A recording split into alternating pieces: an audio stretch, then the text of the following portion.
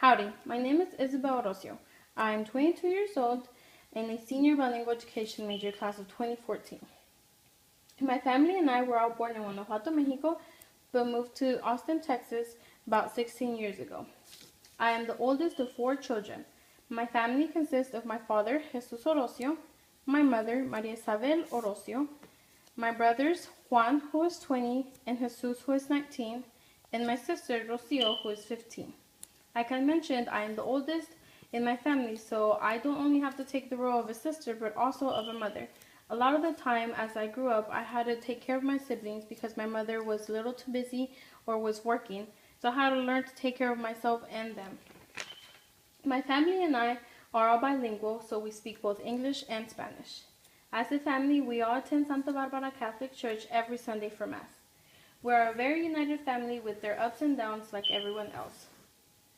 One strength I have working with families is that I feel I can relate with them well. Since I will be a bilingual education teacher, and probably will be working in a low-income school, most of my students will probably be from a Hispanic home. This means I can relate with their families because I know how difficult it is for Hispanics here. It is hard to go through language barriers and low income. Another strength I have with working with families is that I am very determined. So I love to set strong goals to help motivate myself as well as others. I also communicate well. I am very open-minded, which will help me understand families as well as put myself in their shoes.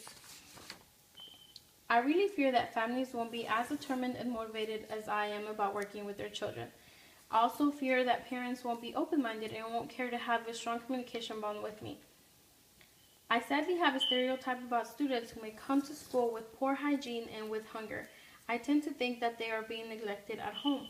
I also tend to be a little biased towards Hispanic students that come from low-income families because I can relate to them and their struggles.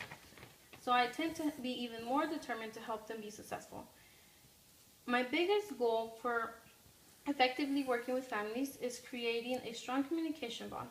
Another goal I have is not only communicating negative reports to families, but also positive ones, so they can see their students' progress. Another very important goal I have is learning about families' culture and their background to help create a stronger partnership. In the past, I have worked with a family who had a hard time helping their son with his education. Their son was not doing great in school and they had the tendency to blame teachers for it. They asked me to tutor their son, and with hard work and a great communication bond, we worked as a team and realized that their son just needed a little motivation and extra help at home to do better in school. I also worked with low-income families. I have actually drove out to their homes to help tutor their students who couldn't afford paying a professional for extra help. I also helped provide them with materials and strategies to learn that were inexpensive. I haven't worked with families with children with disabilities, but I feel that having that experience could really help me become a better educator. I also haven't worked with many families who have suffered a traumatic tragedy. I feel that gaining that experience would help me be prepared to help any and all my students. I really want to learn as much as I can so I can help all my students that started just like me, unknown to a new culture and language here in this country.